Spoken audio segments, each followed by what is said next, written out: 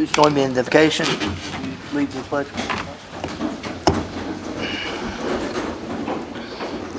Lord, we just thank you for this time that we have tonight. We pray that what we will do here will be the best for the citizens of Holly Hill and that you will guide us in that direction. We pray all these things in your holy name. Amen. I pledge allegiance to the flag of the United States of America and to the republic for which it stands, one nation, under God, indivisible, with liberty and justice for all.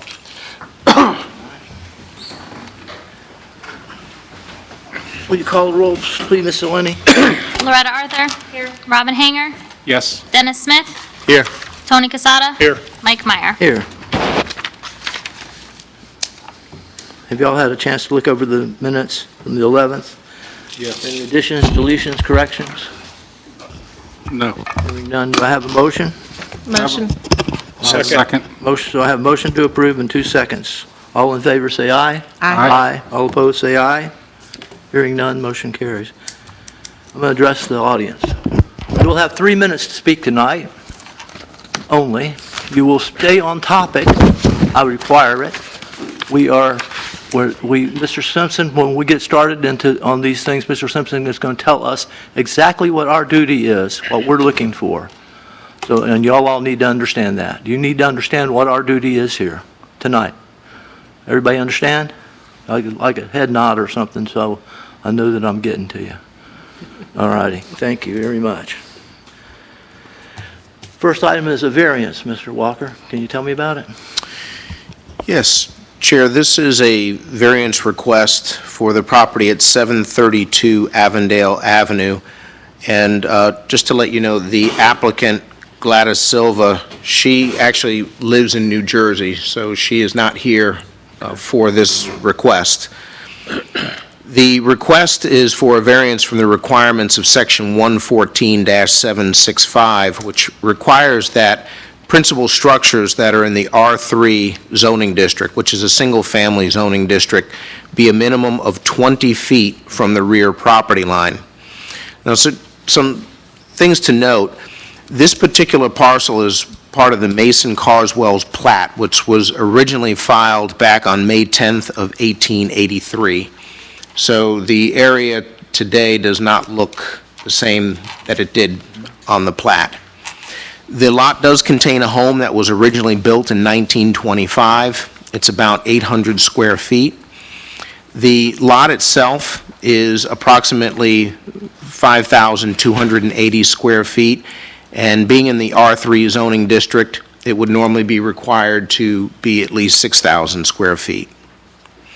The rear of the property, which is the west side, abuts a commercial parking lot that is zone CC1, and the existing home sits on the rear property line. It does not have a rear yard at all. So the property owner would like to build a screen room addition onto the existing home, but is not able to meet the 20-foot rear setback that is required per Section 114-765. And that is why the applicant has applied for a variance. Basically, if the variance is granted, the applicant will be able to build a 293 square foot screen room on the rear property line.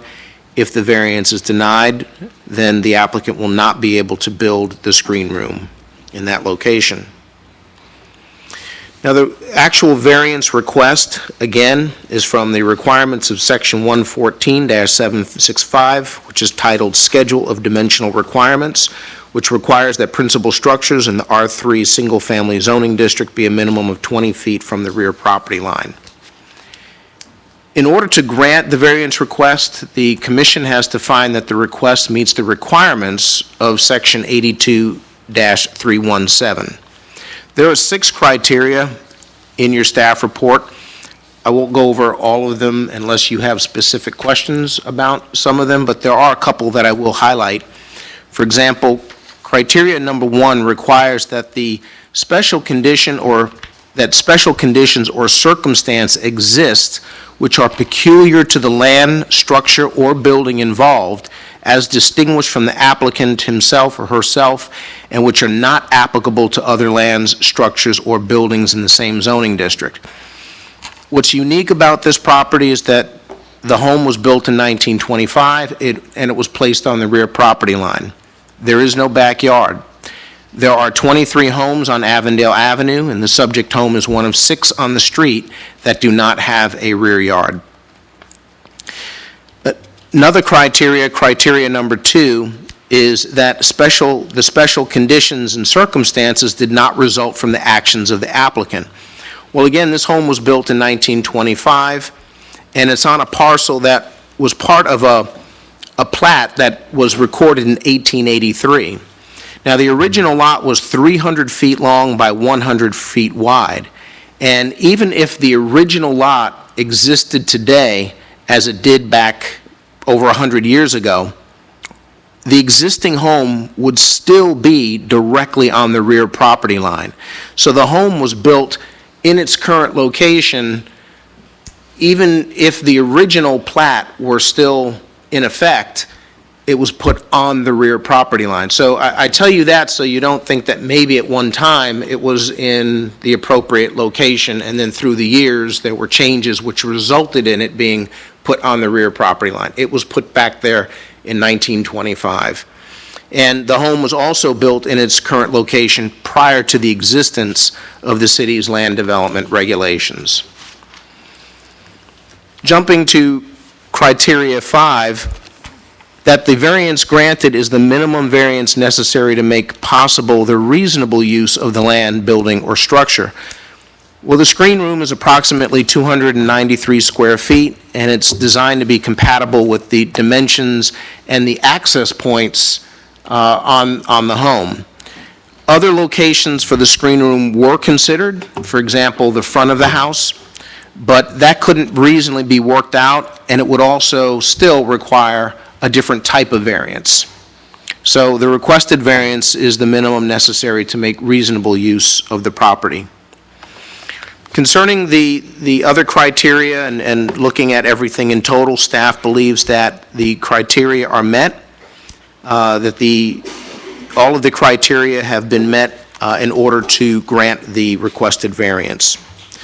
So staff's recommendation is approval of a rear yard setback variance from the requirements of Section 114-765, Schedule of Dimensional Requirements, from 20 feet to 0 feet, to allow the construction of a 293-square-foot attached screen room addition on the south side of the existing home, located on the west side, of Avondale Avenue, approximately 180 feet south of 8th Street, and more particularly known as 732 Avondale Avenue.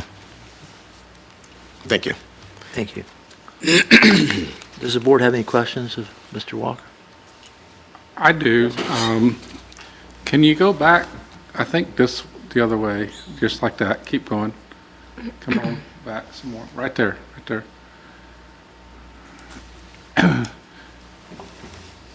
Not that the applicant is asking for this, but I think there was another picture that showed it better, but let's just leave it there. All of the, I want to call debris, those trailers, and overgrown vegetation on the business side. I don't know if this is the time to ask for this or not, but if I owned that house and I was coming to ask to put a screen room there, I'd like to know if there was anything I could do about having that area cleaned up in that area there. Like I said, I know there was a picture that showed it a little bit better. And as far as the city, how it looks, and I understand that's a parking lot back there, but it's very, very overgrown. I have no problem with the screen room. It's just if they're going to put that kind of effort into their homestead, what can, or in the future, can we look at helping to get that other area cleaned up? Like you said, she lives out of town, you know, that's the only thing I got. I think that's a good point, Robert, but I don't think that's the issue that we need to be discussing Okay. right now. All right. Okay. I agree with that. I just wanted to bring it up for note. Okay, All right, thank send you. the record. Thank you. Okay. Any other questions? I have one. So the setback is only for the rear side, not for the side yard for the neighbor? Does it meet the setback on the? It does, Okay, yes. that's it. I thought I remembered that we were having a side yard setback issue too when I looked at it, but I thought that was why we continued it. Yes, and originally, in looking at this, what's up now, it looked as if they would not meet the side setback on the south side. Okay? But when I looked at and compared this to the actual signed and sealed survey, I used the survey, and they do meet it. Barely, but they do meet it. But it meets it? Okay. Yes. Okay. I looked at that and I saw that it did too, but where that survey came from, I didn't have much confidence in those measurements. Sorry. Yeah. Any other questions? Is there anyone here that would like to speak for this? It can be for or against, since Ms. Silva's not here. No? All right. Hearing none, I would entertain a motion. I'd motion that we approve based on the calculations that Mr. Walker has given us. We approve the side yard setback. I second. I have a motion and a second. Is there any more discussion? No? All right. Call the question, please. Robin Hanger, Yes. Loretta Arthur, Yes. Dennis Smith, Yes. Tony Casada, Yes. Mike Meyer. Yes. So when does that go to the? That will go to the commission on August 23rd. Alrighty. Thank you, Mr. Walker. Now, before we hit our next item, now is the time for Robin to do his recusal? Yes. Okay. All right. So you announce it, your Right. gut will guide you. I'm not. I have guidelines that I need to meet here, so I have to recuse myself from this next agenda. So I will step down and become Robin Hanger. I would specifically say that you are, you are the applicant. I am also one of the applicants for this project. That cover it, Scott? Yeah. mhm. Thank you. And I think you filled out the written thing right earlier? Yes. Yeah. Form's filled out. We're good. All right.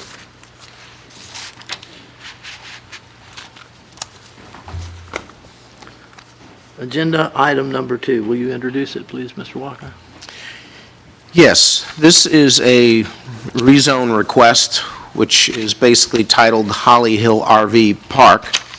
And it's a rezone request from CC1, Commercial Corridor, NB5, General Commercial District, and R2, Low Medium Density Single Family Residential, and I2, Heavy Industrial District, to BPUD, which stands for Business Plan Unit Development, along with the associated written development agreement and preliminary plan for approximately 24 acres on the north side of Floman Street, immediately west of the FEC Railroad and east of Tuscaloosa Avenue, and specifically identified by the Property Appraiser's Office as parcels 4242-04-28-0171, which is also known as 490 Floman Street, parcel number 4242-38-02-0080, and parcel 4242-38-02-0010,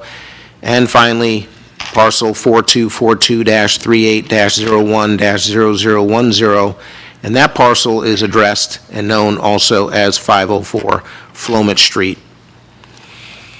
So, just to let the board know, these particular parcels came before you as part of a major amendment request, a text amendment to the comprehensive plan. They came before you back on December 6th of 2021, and the request at that time was to have text, add text to the comprehensive plan, which would allow these specific parcels, and only these specific parcels, to be used as an RV resort or RV park. So your request at that time was to recommend approval. This did go before the City Commission for first reading, and they also recommended approval. We have not, at this time, gone for second reading yet, because we're waiting to have the rezone go through a hearing with this board, and then first reading with the city commission, and then bring both of those items for second reading to the commission, probably at the same meeting, actually, it'll be the first meeting in September. So that's what's happening with this. The second reading for the comprehensive plan text amendment will have to occur first, and the commission will have to approve that first before they'll be able to approve the zoning, because really what rules here is the comprehensive plan text amendment. So just wanted to let you know that you've heard that and recommended approval. The commission's heard it once. They'll need to hear it again to actually recommend approval. So the parcels that were identified in the introduction are assigned the FLU, or the future land use, and the zonings that are shown in Exhibits E and F. The applicant is requesting a rezone to business plan unit development in order to develop a 90-unit recreational vehicle park with 10 tent spaces, as well as additional amenities that are shown on a preliminary development plan, which is part of your staff report. Currently, the property is basically vacant, except for a 1,280 square foot structure that's on the east side of the property.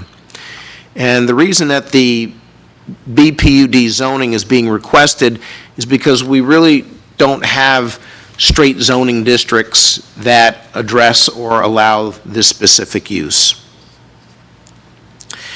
There is a comprehensive plan and zoning analysis as far as the adjacent land uses and what those zonings are. That is in the staff report.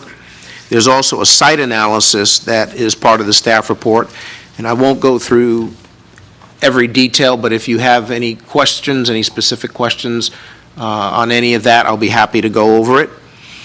As far as consistency with the land development code and appropriateness of the requested zoning, so the proposed business plan unit development zoning designation and the associated preliminary development plan and the development agreement, these are evaluated for compatibility with the land development regulations of Holly Hill in accordance with applicable portions of Chapter 114, Division 13, and Section 114-771.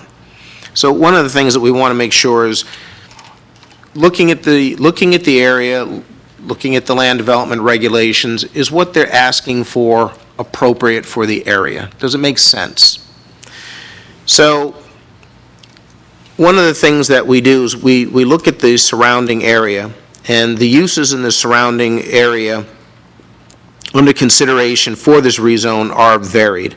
To the east is a railroad. Across the street to the south are commercial uses. To the west you have residential homes. To the north there's a golf course. And currently the properties that are subject to the rezone request also allow a variety of uses. And the uses that are currently allowed range from residential on the west to various types of commercial on the east and heavy industrial on the north. So if we eliminate the residential, commercial, and heavy industrial uses for the 24 acres under consideration, and we replace those uses with an upscale RV park that's actually less intense than the commercial uses in the area, and that does not exceed the permitted number of dwelling units per acre permitted, it would seem that would be appropriate for the area. Additionally, the rezone request and development as shown on the preliminary plan is consistent with all of the regulations of the land development regulations of Holly Hill. Then we have to look at consistency with the comprehensive plan. The rezone request has been evaluated for consistency with all of the applicable policies of the city's comprehensive plan. And it's also consistent with the city's comprehensive plan and specifically with policy 1.1.2, which states with regard to the specific parcels that are the subject of the rezone request, And I'll read that section, which, again, still has to go to second reading. Recreational vehicle parks shall be permitted only on the following parcels having the low-density residential future land use: 424238020080 and 424238020010 and 424238010010, except that the development must also incorporate in its entirety parcel number 424204280171, which has the industrial future land use. The development of a recreational vehicle park shall be reviewed and approved only through the plan development rezone process. Recreational vehicle parks shall be permitted only on the following parcel having the industrial future land use, 4242-04280171. The development of a recreational vehicle park shall be reviewed and approved only through the plan development rezone process. So, based on this, staff recommends that the City Commission adopt the ordinance enacting a rezone from CC1, Commercial Corridor, and B5, General Commercial District, and R2, Low-Medium Density Single Family Residential District, and I2, Heavy Industrial District, to BPUD, Business Plan Unit Development with the associated written development agreement and preliminary plan for approximately 24 acres on the north side of Floman Street, immediately west of the FEC Railroad and east of Tuscaloosa Avenue, and specifically currently identified by the Property Appraiser's Office as parcels 424204280171, also known as 490 Floman Street, 424238020080, and 424238020010, and 4242-38010010, which is also known as 504 Flomich Street. Thank you, Mr. Walker. Mr. Simpson, can you explain to us exactly what we should be doing here? Sure. As Brian outlined, part of the project, whenever you have a project like this, there's steps to the analysis. You first look to see, do you have to rezone the property to allow the use that's being proposed, the project? In this case, the answer was yes, we need to. So then we go and we say, does the proposed project with the new rezoning comply with our comprehensive plan? And then in this situation, the answer was no, it did not. And that's why back in, I believe, earlier this year or at the end of last year, we had to bring you amendments to our comprehensive plan to accommodate the consideration of this project. And when you amend a comprehensive plan, and even though we didn't do it here, if you were to draft new development regulations, those are all policy decisions that are being made by the city, where the city has significant discretion. It is, clearly a clear abuse of sorry, phone's ringing. Clear abuse of discretion standard. So we have the ability easier to say no. We're not going to make this change, this policy change. We're not going to do that. But once we put the policy in place to allow the development to proceed, the next step is then, so this project needs to ask to rezone the property to be, and it has to be consistent with the policies we put in place. The rezoning, when they ask for rezoning, it's no longer legislative action now. We've heard talk about quasi-judicial action. So the discretion's not there anymore. The applicant must submit evidence, the substantial competent evidence to show that they comply with the requirements, our comprehensive plan and our land development code requirements. And even though Brian was reading his analysis, the evidence, the data was submitted by the applicant. And then Brian does his analysis. So they've submitted the evidence necessary according to Brian, and he's come with his recommendation that it does meet, they've met their burden of proof, it meets the requirements of our comprehensive plan and land development regulations. At that point, under the law, the burden shifts to anybody who opposes the project to show substantial competent evidence as to why this project should not be approved, or maybe not improved to the density that it's being proposed to. You very easily can have a project where there's substantial competent evidence to support either decision. And it doesn't mean, you don't have to go to the one that has the most evidence. As long as there's substantial competent evidence to ultimately support the city's decision, the fact that there was more substantial competent evidence to support an opposite decision is not relevant. The only relevant question is, was there substantial competent evidence to support the decision made when you're in a quasi-judicial setting? So in this case, we are in a quasi-judicial setting, so strict rules of evidence don't apply, but there are things that we are guided by the courts. The evidence has to be competent, and that's important because, there are things that what I'm going to call lay people, the public can comment on, but then there's some things that the courts have said require an expert to comment on. If you're going to have comments about this is going to be adversely impact my property value, well, that type of analysis needs to be presented, evidence needs to be presented by a property appraiser, somebody who does that. Or this is going to increase the flooding in the area. Well, you need to have an engineer come in and present the analysis as to why that's going to be that way. The general public can express, what they see out there, that there's currently flooding that exists on the property. They can provide evidence as to what they currently see, but the impact of this development requires an expert opinion. They can testify as to these are the traffic problems I see on the roads around there. It's backed up 3 lights to get through a light or something like that. That's a fact. They've observed that. To say that this project is going to create traffic problems is now a traffic engineering analysis. You're projecting what's going to occur because of this development.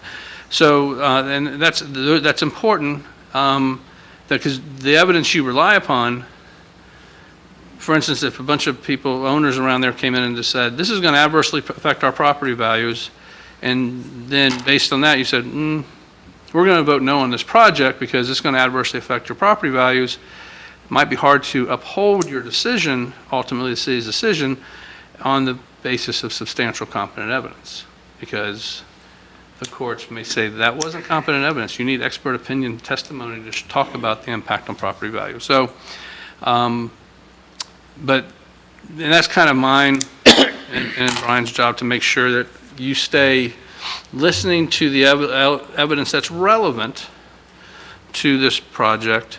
And now there's some things that Brian can address if need be, that there may be some things that get reviewed later, because this is just the rezoning. These are not development plans, so there may still be things to be reviewed in the future. We're at step 1 here, or step 2 if you want to call the comprehensive plan step 1.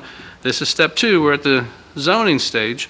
They still have to go through all their development review criteria, and Brian can clearly answer those questions, go over what still needs to occur. And one thing that's kind of uniquely with RV parks, compared to other types of projects that we've done, is that the state actually has significant control over how this project gets developed. So that's not typical of when we have projects. Most of the criteria are established by the city. In this particular case, the state has significant input and control over how an RV park is laid out, designed. So that's kind of a unique situation for RVs. So, anything else you want me to address, Chairman? I think that you covered it very well. Then I just want to emphasize that we are not here to review the plans tonight. That's not our job tonight. No, this is just, And it seems like it because when you deal with a PUD, all of a sudden now you've got drawings of how the project's going to be laid out. And it looks like we're approving, it's more detailed than just a rezoning request with nothing attached to it. I would almost say is your standard or straight zoning. A planned development zoning gets into more detail of how the project's going to look. But at the end of the day, it's still just zoning. It's just use. And basically what we're doing with the PUD is we are putting in place the land development regulations for this particular piece of property in the development agreement and in the plan that's attached. So as opposed to going to the land development code to see what the development criteria is in terms of setbacks and buffers, and we have to look at this document, and that controls this property. To the extent it's not addressed in the master development agreement, master development plan, then we default back to our code. But that's all we're really doing here is we're creating, because it's a planned development, we are creating a mini land development code for this particular development. Very common process. We're not doing something unique here, out of the ordinary. Most of your larger projects today are planned developments. Right. So.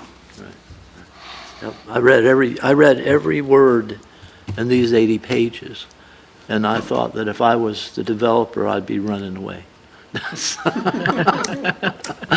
I'd say, no, thanks. I'll go do it somewhere else. I'm proud for you, Robin. That's gutsy. So, yeah. All right. That being said, is there someone that would, Robin, do you want to make a presentation, or do you have someone that's going to speak for you? Against it first? No, I was going to do 4 first, but we can do it that way. Is there does it have to be against first or 4 first? I didn't think so. I almost always do 4 first. I don't know why. Or do My name I? is Robin Hanger. I'm here with my partners, the Martins. I reside at 929 State Avenue and 950 Ridgewood Avenue.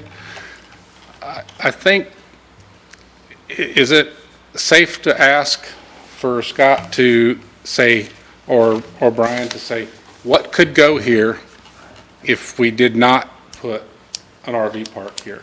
I think What is it, could totally go, what relative. could go in there without any explanations, or what could just go in there tomorrow with pulling a permit? Sure.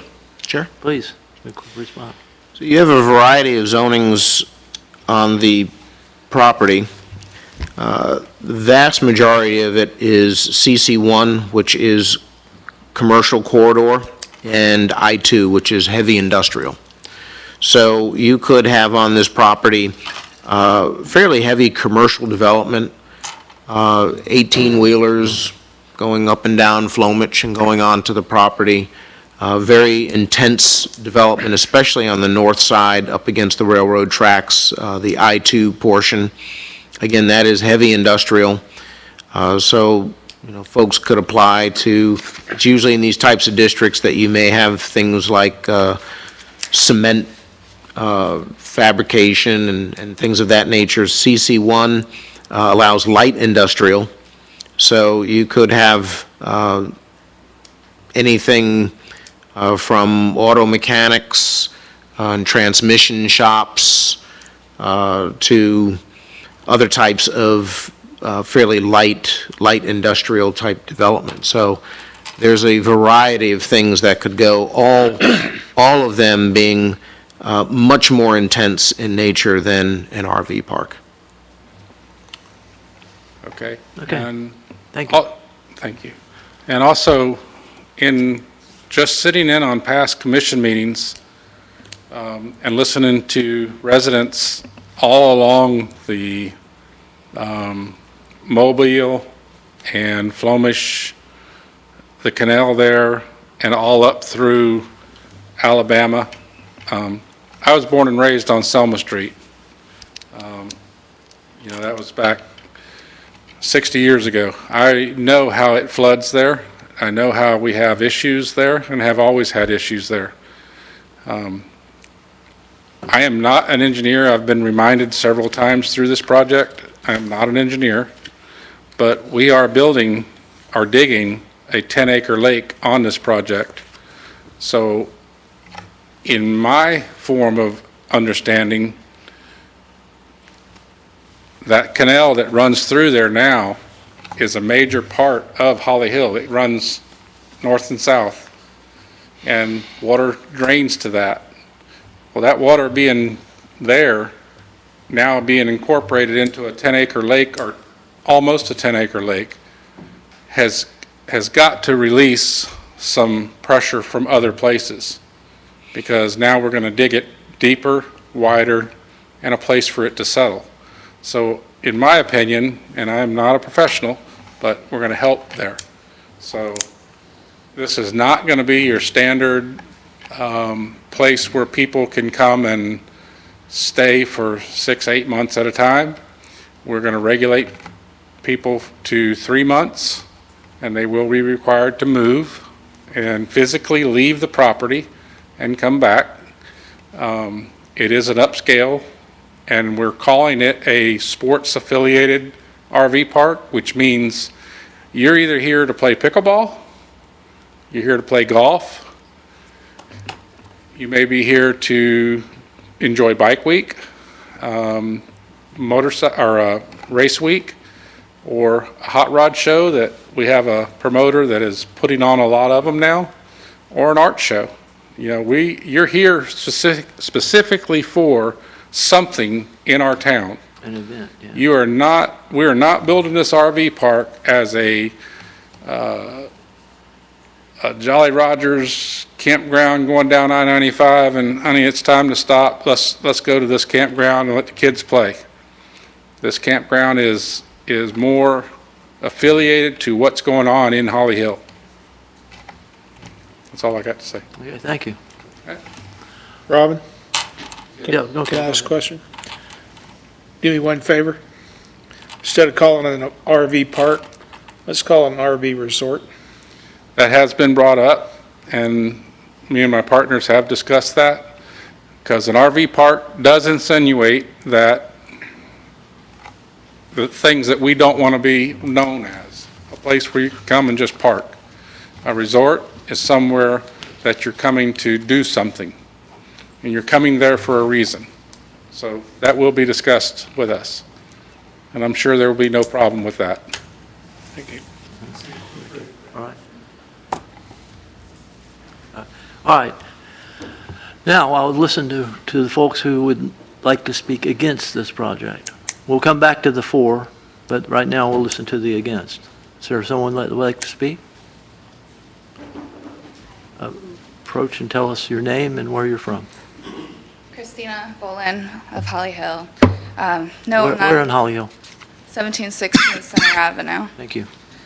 I'm not an expert, but I do have 24 years plus knowledge of this particular neighborhood. I actually want to talk about appropriateness.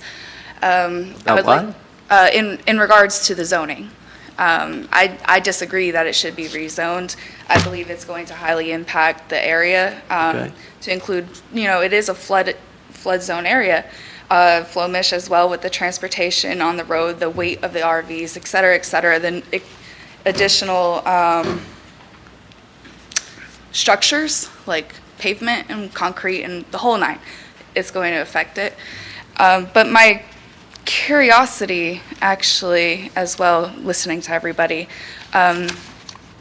who is an expert that is assisting with these plans, that has investigated the effects, not only with sound travel and the roadways and the waterways and the stormwater drainage and the utilities and the whole nine? I'm curious who is I can helping answer with that question for you. There's a whole office full of them at Zevco and Associates, engineers. That's exactly what they do. Day in and day out. That's their jobs. And that's who's made these plans and who have done all the groundwork to make sure that we've met all the criteria, that we can provide the sewage, that we have the drainage structure in place, that roadways will handle the traffic.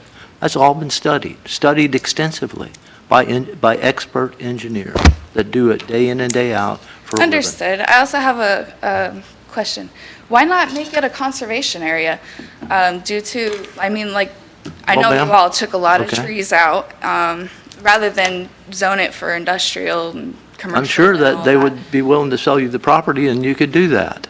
I'm saying to protect the surrounding communities as well as the people that'll be It's because it's potentially- private property, and they have the right to highest and best use, right? So and if you made them a really good offer, I'm sure that you could purchase it.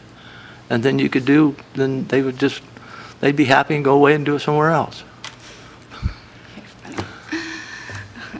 So, well, I know everything I say, none of it's gonna matter. You all have this planned out. You've had this planned out since day one about, Don't accuse this board of any type of conspiracy. What's her Well, time? it's 16 seconds. Excuse me? 16 seconds. You have 16 seconds. okay. I just want to say I do highly disagree with the proposed zoning Thank you. of this. We appreciate your opinion, Yeah. truly. Thank you.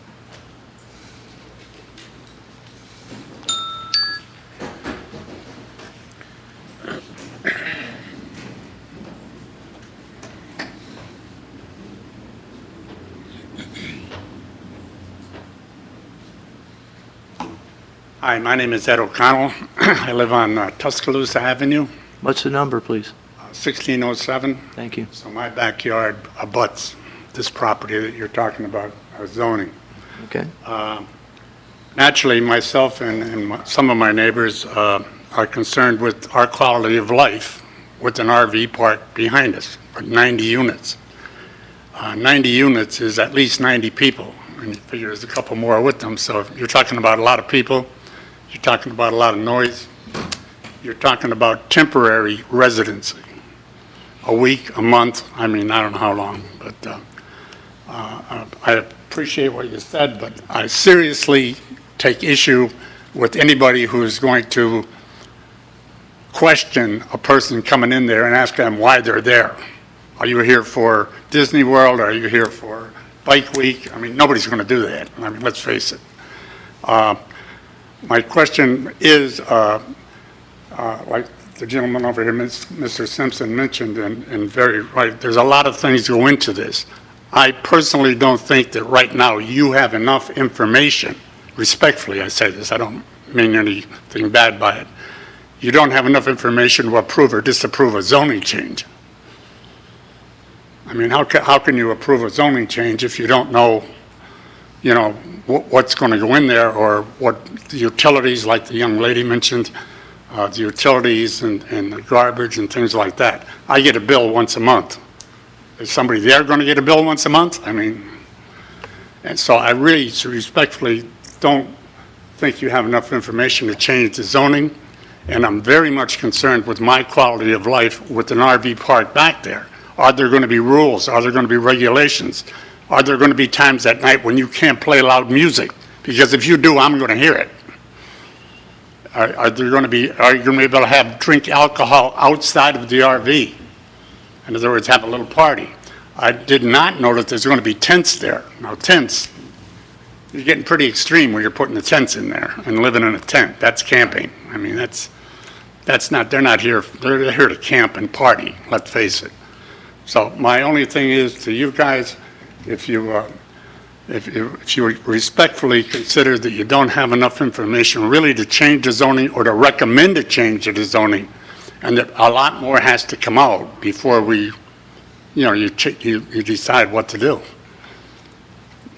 Thank you. Any questions for me?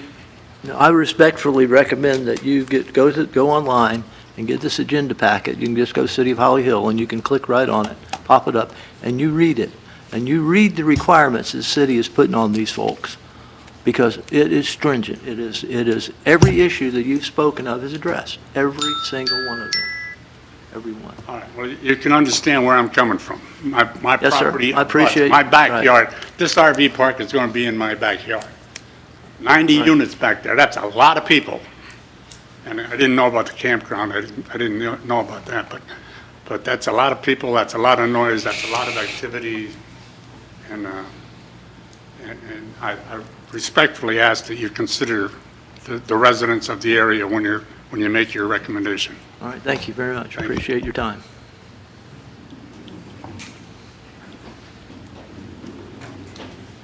Who else would like to speak? Anyone like to speak for it? All right. My name's Mike Moon, 1615 Tuscaloosa. It's also going to be in my backyard. I just have a couple questions. I'm for the park because I'd rather have that than industrial or Section 8 or something like that. You said there was going to be a privacy fence around where the RVs are. But then you said there was a 25-foot buffer? Speak to us, address your questions into Okay. the microphone. There's supposed to be a 25-foot buffer from like our back property line to where the RV park, the privacy fence is. Right.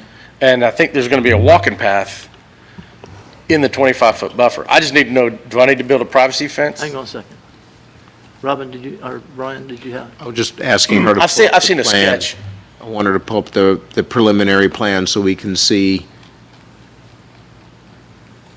That one? okay, yes, and then hone in to the east side, which is where, I'm sorry, the west. Right, can we blow that area up a little bit? Okay. Cool. Okay. So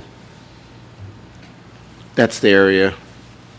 Tuscaloosa would be on the west, just on the other side of the line there, on the left-hand side, that line there, yes. But I'm pretty sure there's a proposed walking path in that buffer. Yes. Correct, okay. Because I have a pool in my backyard, I just want a little privacy, I just have a chain link fence, because we've enjoyed the view for 8 years, but I understand progress and all that. So if there is going to be a walking path, is there going to be golf carts on there? Is going to be all kind of stuff like that? Traffic, as far as, I know bicycles and golf carts, there's not going to be anything else on there. Right.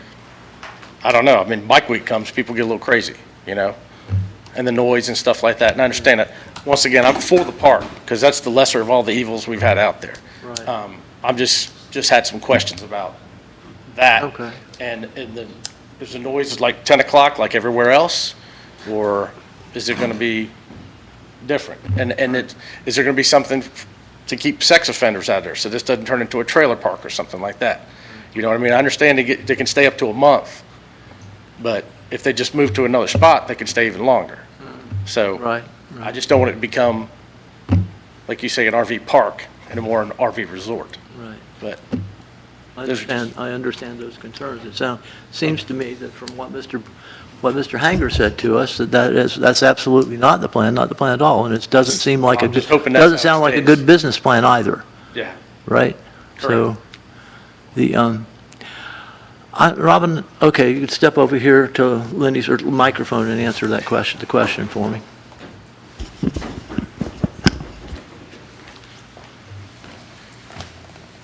Okay, the first thing is the 3 months.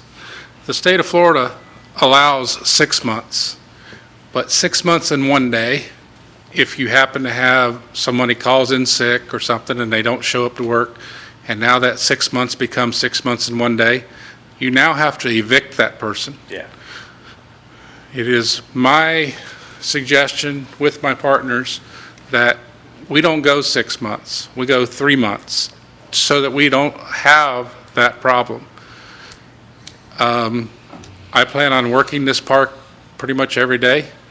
In order to abide by our rules, they physically will have to leave the park.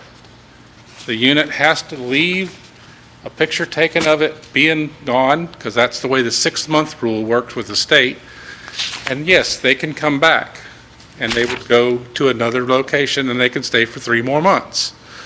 As far as your buffer and your concern there will be no golf carts on there for recreational use.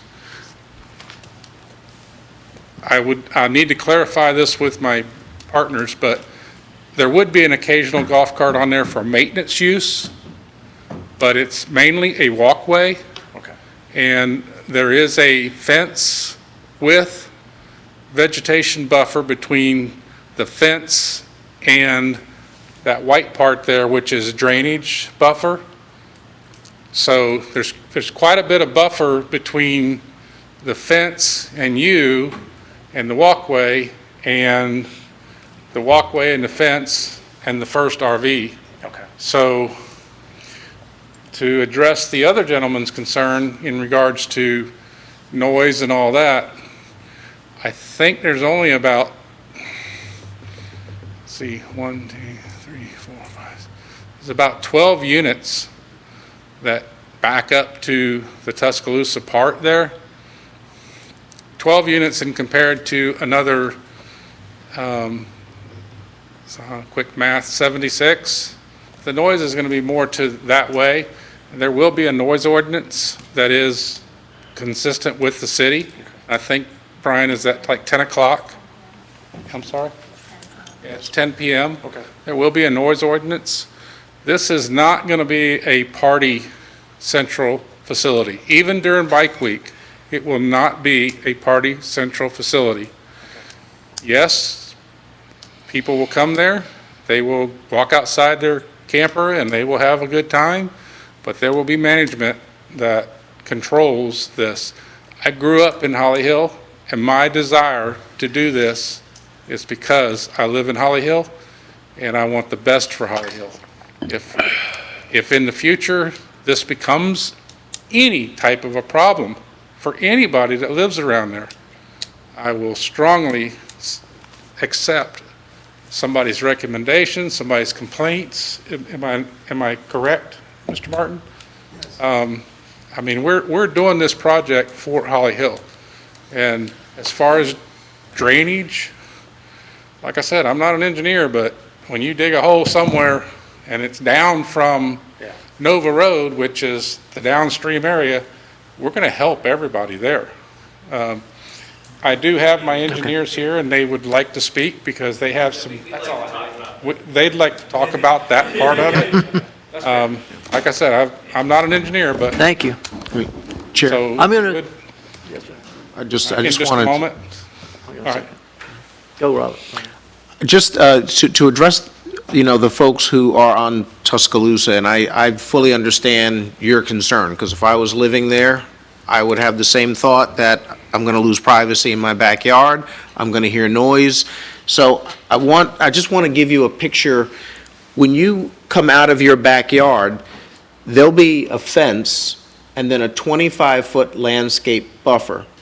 Now, when you go from that fence, okay, you won't get to the first RV for over 100 feet. Okay? Now, if this was going to be developed as just a neighborhood, you could have a home 30 feet away from your property line and 5 feet of vegetation instead of 25 feet of vegetation.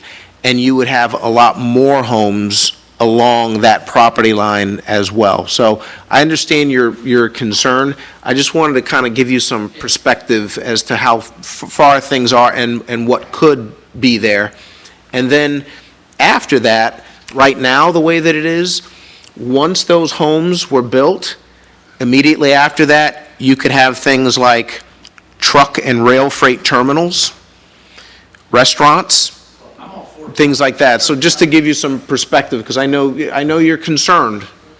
So, Also, being what Brian just said, Mike, you're still not getting out of cutting the grass behind you. That will be a retention that is that is going to be a retention that is sodded, and it's what they call, if I'm not mistaken, dry retention. Right, retention. Which means, based on what I've seen at Pictona, it's dry retention, and it will probably never get wet.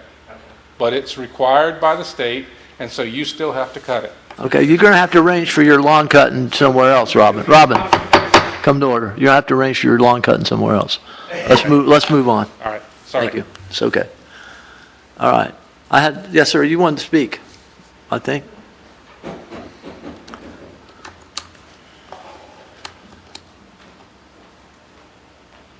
I'm John Butterfield. I live at 501 Peacock, and I have 3 lots that join up to his property there.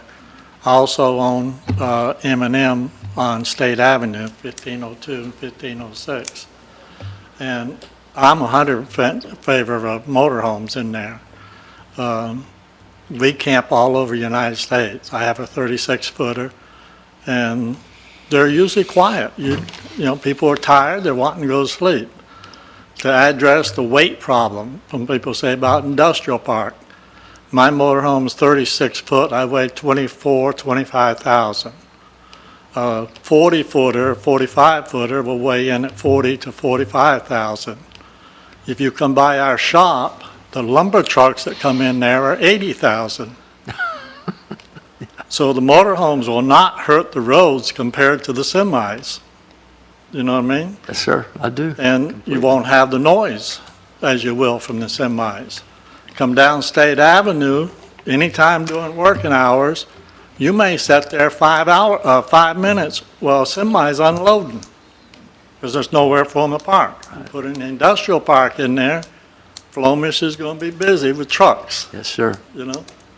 And when the concrete plant was there some years back, we could hear them crushing concrete on Peacock at night, you know? So I'm all in favor of it, and I think the motorhomes will be a lot easier on the highways than the semis will be. All right, thank you, Mr. Butterfield, appreciate it.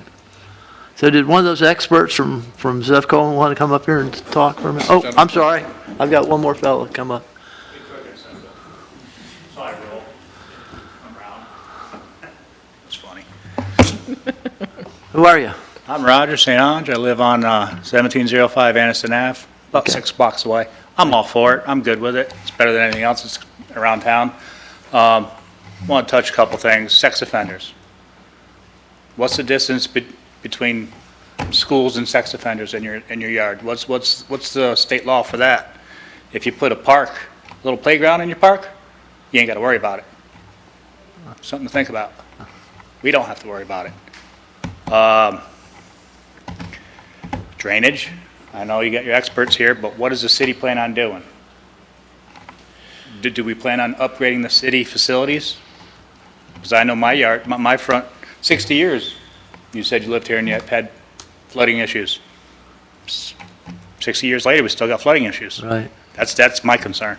Right. And I know I'm no expert, he's got them. So I hope the engineers are on that ball. But I'm I'm all sure they for it, are. I look forward to it. That's Okay. my concern.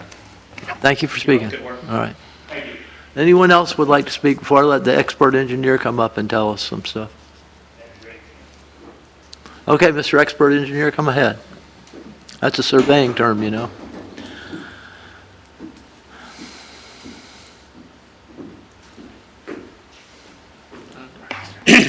My name is Mark Crett. I'm with Zevco & Associates. Our professional address is 300 Interchange Boulevard, Ormond Beach, Florida. I have with me Jake Stair, his landscape architect. He's primarily the one who's laid out the concept for this, following the directions of Robin and Rayner. But I do want to talk a little bit about the drainage that has come up. You heard Robin talk about a 10-acre lake. We don't refer to that as lake, that is called compensating storage. Can we go take a look? You see there's a dry retention pond here, but we want to go all the way to the other side of the property and to the north. So what you have here are what we call compensating storage. Compensating storage is just that. It's compensating for fill that has been placed in a floodplain. So basically what you do is you calculate the area of the fill material that's going to be placed within the floodplain, and then you compensate by creating this compensating storage pond on a cup-for-cup basis. So if you've filled within the floodplain so that you've displaced 1 cup of water that would be resulting from a flood, you have to compensate it within that same basin. In this particular case, it's on this piece of property, but the actual requirement is just that somewhere within that basin, you create the compensating storage, so that essentially there's no impact on the floodplain. So that's what's going on with the 10-acre lake and the compensating storage. So be happy to answer any questions about that. And as I said, we have a landscape architect who can also answer any questions you have about the design and the buffers. I don't have any questions. Does the board have any questions for him? Thank you very much. Thank you. All right. Last call. Anyone that wants to speak for? All right. Okay. Ready to move. I'm ready to have a motion. Motion. What's the motion? Go ahead, Mr. Meyer. Pardon me? How do you want it to read? I wanted to read, I was looking for that. I'm sorry. I didn't get to my page yet. Sorry.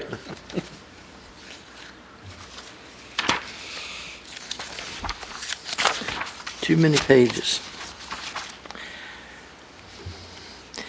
That you recommend the city commission adopt the ordinance enacting the rezone from CC1 Commercial Corridor and B5 General Commercial District and R2 Low Medium Density Single Family Residential District and I2 Heavy Industrial District to BPUD Business Plan Unit Development and the associated written development agreement and preliminary plan for approximately 24 acres on the north side of Flomet Street, immediately west of the FEC Railroad and east of Tuscaloosa Avenue, and specifically currently identified by the Property Appraiser's Office as parcels 424204280171, also known as 490 Flomet Street, 424238020080, 424238020010, and 424238010010, also known as 504 Flomet Avenue.